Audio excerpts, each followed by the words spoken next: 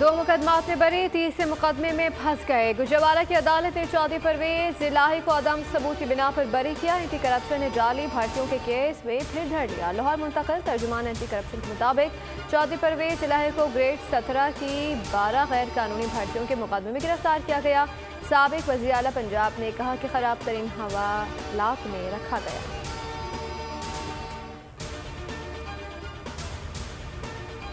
दहशत गर्दों के खिलाफ ताबड़तोड़ कार्रवाइयाँ जारी। सिक्योरिटी फोर्सेस और दहशत गर्दों के दरमियान बनू के इलाके जानी खेल में झड़प। पाक फौज का भरपूर जवाब। ISPR के मुताबिक फायरिंग के तबादले में 2 दहशत गर्द जहन्नुम वासिल। बहादुरी से लड़ते हुए 2 एहलकार वतन पर कुर्बान।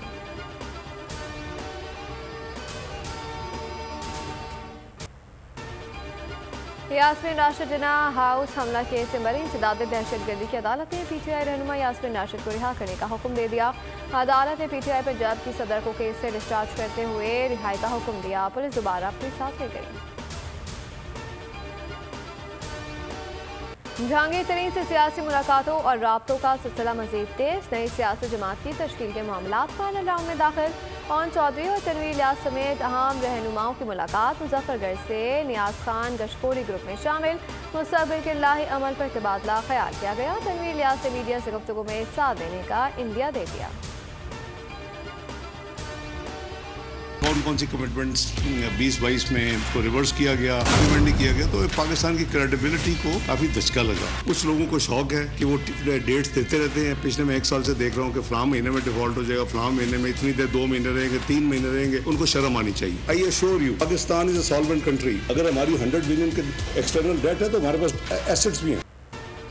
IMF ने कह दिया है कि पाकिस्तान डिफॉल्ट नहीं होगा। वज़ीर ख़ज़ाना इसहाक़ डार के यकीन दहानी कहते हैं कि कोशिश है कि कर्जों की अदायगियाँ वक्त पर करें। डिफॉल्ट की तारीखें देने वालों को शर्म आनी चाहिए। एतराफ़ किया कि सियासी अदम इस्तेकाम मईशत का सबसे बड़ा दुश्मन है। महंगाई की वजह से अवाम मुतासर हुए हैं, लेकिन अब हालात बेहतरी की जानिब जाएंगे।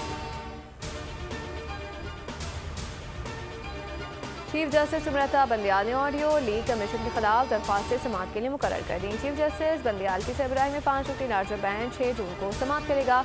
रजिस्ट्रार ऑफिस ने तमाम फरकीन को नोटिस जारी कर दिया।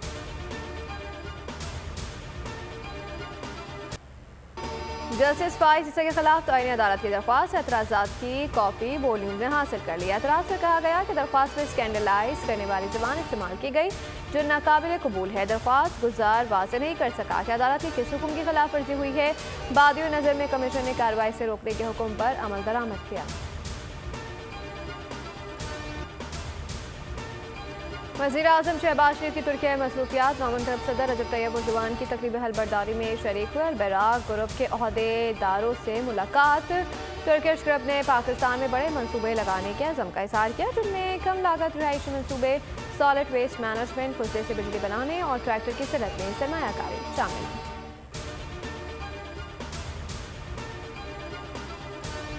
9 मई को GHQ रावलपिंडी पर हमले मुलविस शरपसंदों के एक और सरगना की शिनाख्त हो गई। मियां आतिफ महमूद कुरैशी की शिनाख्त वीडियो की मदद से की गई।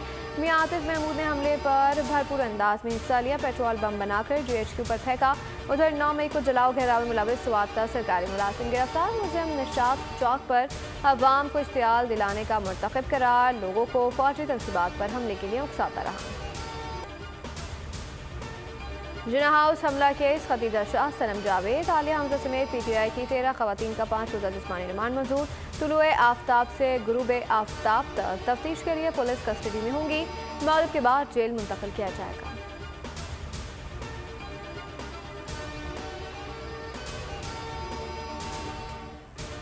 शहजाद अकबर साहब, जिनको मैं दावत देना चाहता हूं कि पाकिस्तान तशरीफ लाएं, उनके भाई ज़ेरे हिरासत हैं। तमाम तर सहूलियात दी जाएंगी बशर्ते कि आप पाकिस्तान वापस आएं और आके अपने भाई की देखभाल करें। शहजाद अकबर के भाई को गिरफ्तार कर लिया है। शहजाद अकबर पाकिस्तान आकर भाई की देखभाल करें। नून लीग के रहनुमा ताला की गुफ्तगू। कहा खवातीन ने कोर कमांडर के अंदर जाकर हमले किए, गालियां दी। आर्मी तनसीबात पर हमले करने वालों के लिए 10 साल की सजा भी कम है। मजीद बोले कि मुराद सईद जैसा बुज़दिल आदमी पूरी कौम में पैदा नहीं हुआ।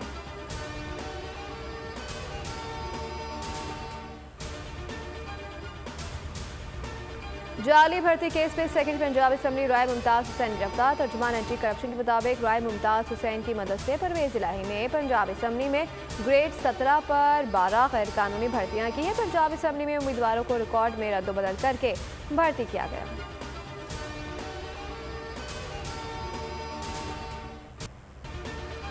हुकूमत ने गरीबों के अरमानों को कुचल दिया। बजट से अशिया ज़रूरिया की कीमतों में कमी की उम्मीदें दम तोड़ गई।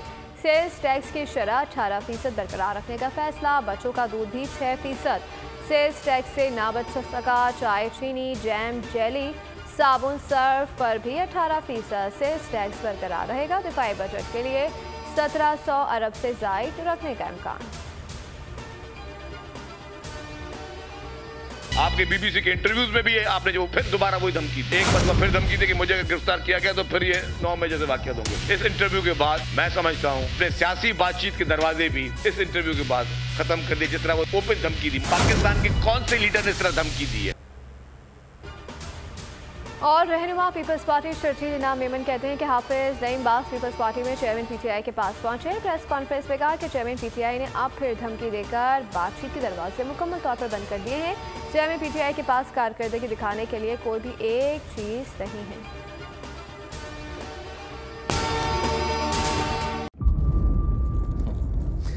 इंतजार था ना, चलो इस बार वो करते हैं जो इससे पहले किया ही नहीं। किस्मत की आंखों में आंखें डाल के जीतना होगा। सब में है शेर जैसी राह, जर्रा जर्रा भी हर कंटेस्टेंट को लगेगा पहाड़। लड़खड़ाना नहीं है, खोल दो अपने पंख अगर आसमान छूना है। अबे लग रहा है ये सब पहले भी कहीं सुना है। एंटरटेनमेंट की गारंटी जनाब, क्योंकि यहाँ खेलोगे कूदोगे तो बनोगे नवाब। खुश रहो पाकिस्तान। खुश रहो पाकिस्तान, बुध और जुमेरात शाम 7 बजे सिर्फ बोल एंटरटेनमेंट पर। सब्सक्राइब करें और बेल दबाएं ताकि कोई खबर रह न जाए।